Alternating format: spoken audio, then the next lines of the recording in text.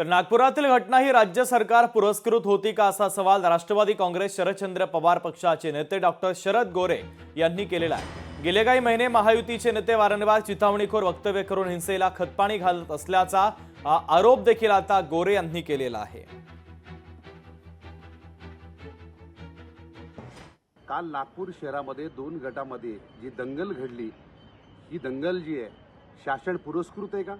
महायुतीच्या सरकारमधले नेते गेल्या काही महिन्यापासून चिथावणीखोर असे वक्तव्य करतात की ज्यामध्ये आपण बघितलं सरकारने खरं तर राज्यामध्ये शांतता राखण्यासाठी काम करणं अपेक्षित असताना त्या सरकारमधल्या महायुतीमधले नेते वारंवार अशा प्रकारचे चिथावणीखोर वक्तव्य करतायत।